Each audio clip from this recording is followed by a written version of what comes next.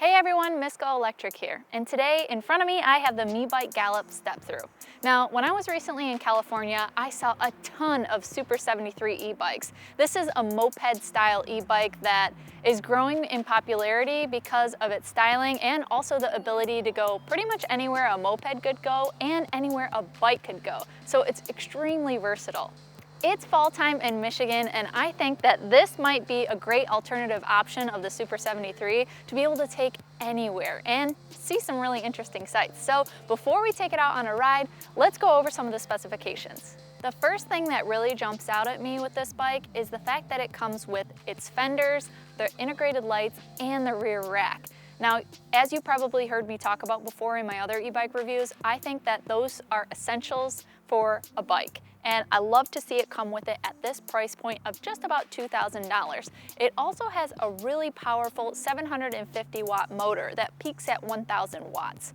Now let's talk about the battery, because this is significant for me. This is a 48 volt 20 amp hour battery, which is equivalent to 960 watt hours. It's ginormous, and this is going to be able to give me anywhere from about 40 miles of range up to 80 miles of range, depending if I'm on pedal assist or using just the throttle. Now let's talk about that. This bike has a torque sensor instead of a cadence sensor. And a torque sensor essentially gives you more power as you put more pressure on the pedal, whereas every other bike in this category that I know of is cadence sensor based. And essentially it's less efficient, and a lot of times it's jumpier with its power delivery because it's just determining whether to give you power if the pedals are in motion or not. Now, like I mentioned, this is a pretty powerful bike and it can get moving. And this also weighs 72 pounds. You need a lot of stopping power if you're gonna have a bike like this, and this comes with hydraulic brakes and 180 millimeter rotors, so hopefully great stopping power. As far as comfort goes, here are a few features that the Meebike Gallop has going for it.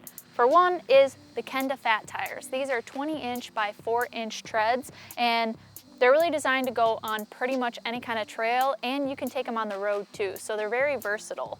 They also have the ability to inflate them and deflate them to a really nice range of PSI so that you can use it as an additional suspension. But that brings me to my next point. The Meebike Gallop also has hydraulic fork and coil springs on the rear suspension, so a dual suspension system. When we talk about comfort, we have to talk about the saddle, and you'll notice this one is very long and wide, so it should suit a bunch of different types of riders.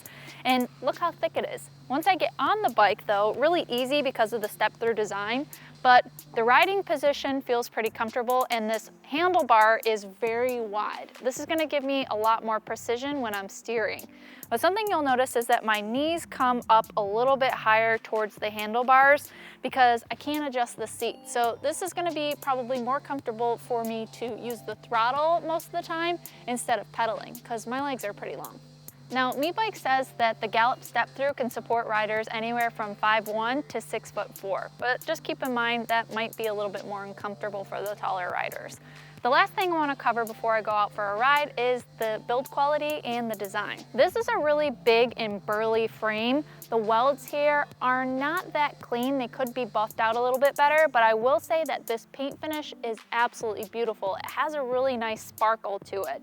The other thing is the battery is integrated into the design here, and I really appreciate that. And usually with other fat tire bikes, since they have a much bigger tire and wheel, I can't really get the battery out from the underside of the frame like this, but since these are 20-inch, I don't have to move the wheel in order to get this battery out, so I like that accessibility.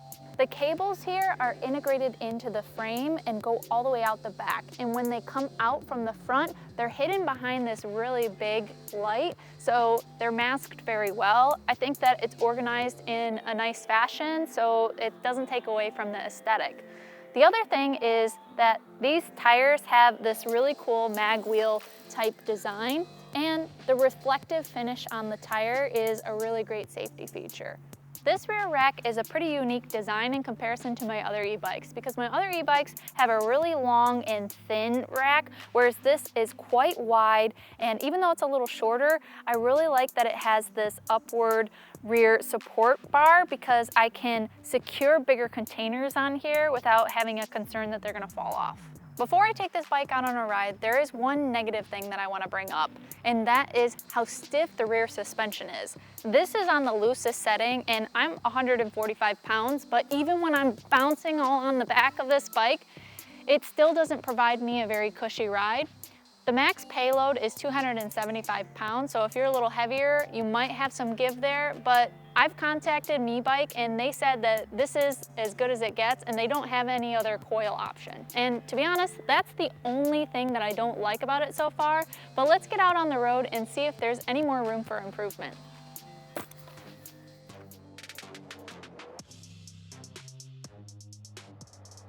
All right, I am going to start off this review by doing my pedal assist testing. So something to note is right now I am not using any assist right now, so I'm just pedaling.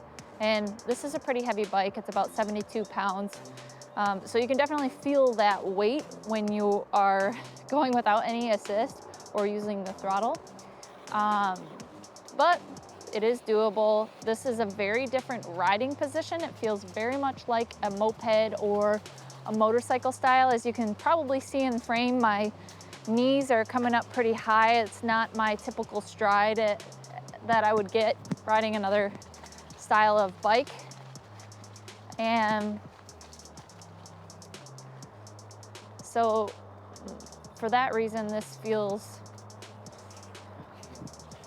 interesting as far as comfort goes, because most of my height is in my legs, and so I feel like my knees, although they're not close to hitting the handlebars, they are coming up really high, and it's just very different for me. So I could see myself actually using this bike more like a moped than riding around like a typical bicycle. But as you can see, you can pedal it. So let's get into the pedal assist testing.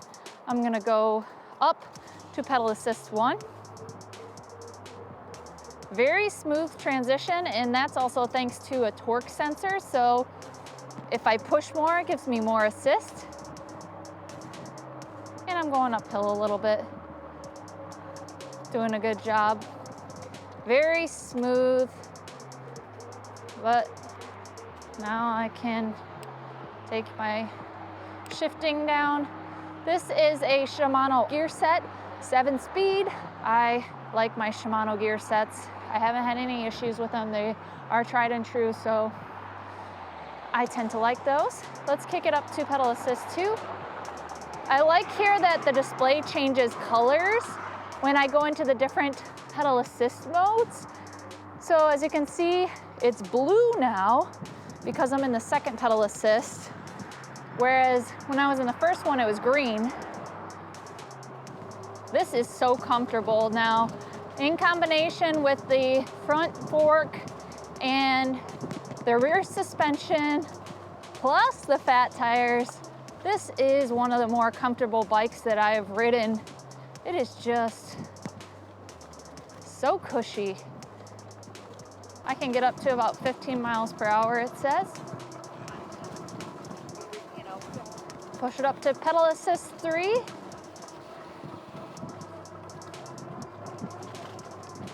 I can get it up to about 17 miles an hour or so.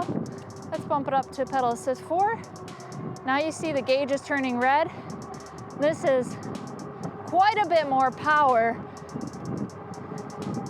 I can feel it in the amount it wants to give me. I'm going 18 now, and I'm on the 6th gear, 19. So really good pace here, but I'm putting in the work with my legs pedaling. Let's take it up to pedal assist 5. This is the top pedal assist level. Let me get it up to the 7th gear. Top gear, me putting in quite a bit of work, but I'm hitting 22 miles per hour and I'm on a flat surface. So, as you can see, it does take a little bit of work in the pedal assist modes. I do like the torque sensor, but this thing is not really about speed. It's really about comfort. 22 miles per hour should be sufficient for a lot of casual riders. In city traffic, it'll probably be just fine. But you'll really want to utilize the throttle if you want to go without putting too much work in. Now that I've done the pedal assist testing, let's test out the throttle and see how responsive it is and also what that top speed is. Meebike actually says that it is 20 miles per hour top speed for the bike, no matter if it's throttle or pedal assist. And so we've seen you can get up and over pedaling in the highest gear and the highest pedal assist mode over that point. So let's see what the throttle can do. I won't pedal. Ready? 3, 2, 1. Quick off the line. Very smooth up to speed. Yep. I'm on a flat surface, so full throttle. This is hitting, 25 miles per hour. And it looks like it's sitting there. So top speed on the throttle is gonna be 25. And while you're pedaling, you can definitely go over 20, which I think that's enough for this bike. Now, although it seems that this is very moped style, I still think that this is enough power and great performance for a bike like this. It's, in my opinion, really comfortable, and I think that's where it shines. You can take this in a lot of places as well because of that fat tire. It has a great tread on it to be able to take it on any kind of off-road trail. And the suspension, that's gonna allow you to go over some pretty deep roots, cracks in the road or pavement. Excellent stopping power for this high of performance with these hydraulic brakes. Although mine are really squeaky, I gotta clean them out. Try to get rid of that squeak. They are great at performing. The riding position is something that I have to get used to, like I was saying, because my knees are coming up so high. But also the other thing about it is that the handlebars are so wide. I keep saying this, but they just feel like a motorcycle, like my arms are out and extended so far. The seat is really long though, so it gives you the flexibility of moving forward or back a little bit. This bike comes with so many things. That huge, beautiful integrated lamp up front, the fenders that are a nice thick plastic. They're not gonna break easily. Should be pretty durable and easy to clean. I love the step-through design. Now they offer this in a step-over as well. And I think the step-over design is really cool. It really does make it look like a moped or like a Super73, to be honest. But I always prefer step-overs because they're easier to get on and off.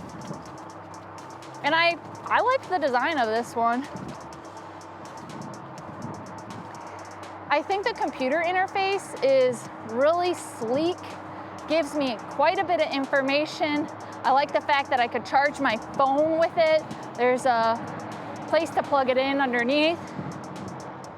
This bike has an extremely large battery, 20 amp hours, and seemingly it's pretty efficient. So I gotta expect that the range is gonna be about on par with what they're projecting. Meebike says that you can get anywhere from about 40 miles to like 80 miles of range. So far, it seems like that's gonna stand true, is that you're gonna be able to get at least 50 miles out of this bike.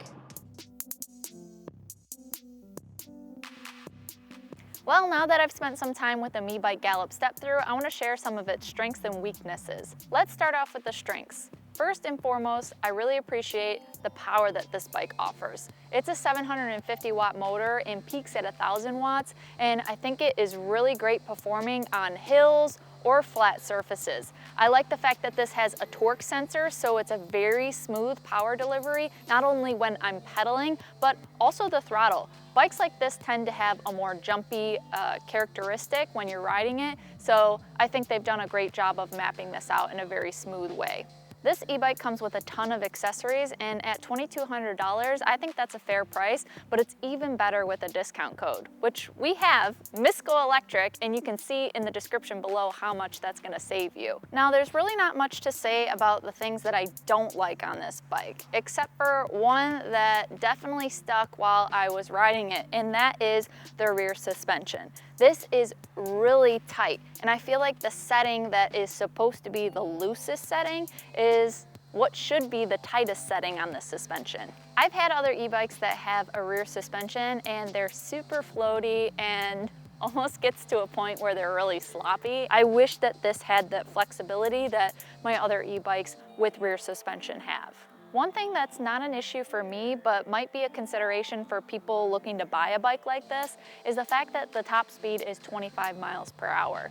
Now, I think that's sufficient, and I'm really happy with the performance of this bike, but I could see people wanting something that hits maybe 30 miles per hour, and in that case, I'd probably recommend going more towards the motorcycle route. Overall, I think this bike is a great value. It has super long range, great performance, and a really pretty design in my opinion. Well, thank you guys so much for watching this video, and if you're interested in learning more or buying one of these Meebike Gallop step-throughs, please see the link in the description below. Meebike might help support the Miss GoElectric channel if they find we are helping their customers find the right bike for them. Well, until next time, drive, fly, ride. Go electric.